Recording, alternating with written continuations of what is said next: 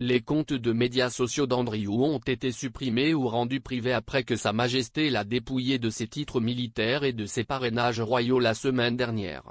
Le compte Twitter du duc d'York, 61 ans, affiche désormais le message « Ce compte n'existe pas ».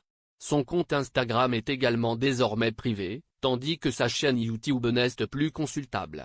Le compte Facebook d'Andrew reste actif mais ne montre aucune activité depuis fin 2019, lorsqu'il a été annoncé qu'il se retirerait de ses fonctions royales. Le retrait continu du duc de la vie publique survient au milieu d'une affaire civile intentée contre lui par une Américaine aux États-Unis. Virginia Giuffre poursuit le fils de la reine après avoir affirmé l'avoir agressé sexuellement à l'âge de 17 ans, des allégations qu'il a toujours et vigoureusement démenties. Andrew a déclaré qu'il n'avait aucun souvenir d'avoir rencontré Madame Giuffre, qui affirme l'avoir agressée 3 fois alors qu'elle était considérée comme mineure en vertu de la loi américaine.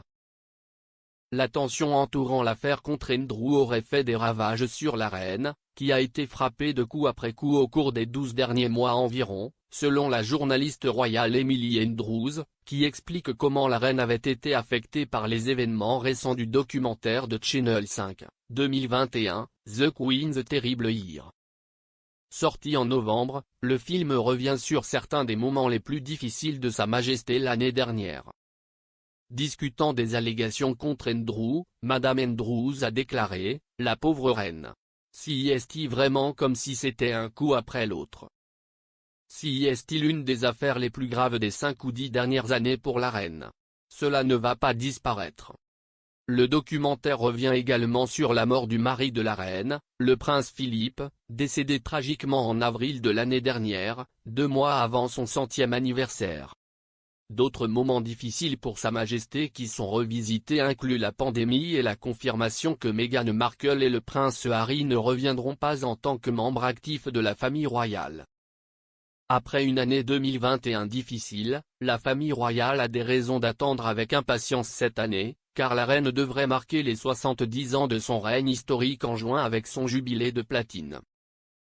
Ce mois-ci cependant, l'affaire contre Andrew a continué de faire la une des journaux. Le duc a été informé la semaine dernière par le juge new-yorkais Lewis Kaplan que l'affaire de Madame Giuffre contre lui pouvait être jugée. Le juge Kaplan a rejeté les arguments avancés par l'équipe juridique d'Andrew lors d'une audience selon laquelle l'affaire devait être rejetée.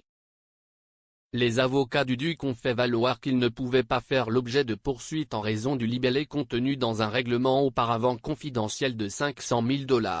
366 000 livres, entre Madame Giuffre et le défunt délinquant sexuel Jeffrey Epstein. L'accusatrice d'Andrew affirme qu'elle lui a été livrée par Epstein, un ancien associé d'Andrew. La décision du juge ouvre la voie à un procès civil plus tard cette année ou potentiellement à un règlement à l'amiable entre Andrew et Madame Giuffre. Madame Giuffre a salué la décision et s'est dite déterminée à demander justice. Dans une déclaration sur Twitter, elle a déclaré « Je suis satisfaite de la décision du juge Kaplan qui permet à mon dossier contre le prince Andrew d'aller de l'avant. Je suis heureux d'avoir la chance de continuer à exposer la vérité et je suis profondément reconnaissant à mon équipe juridique extraordinaire. » 2021, l'année terrible de la reine est disponible en streaming sur My5.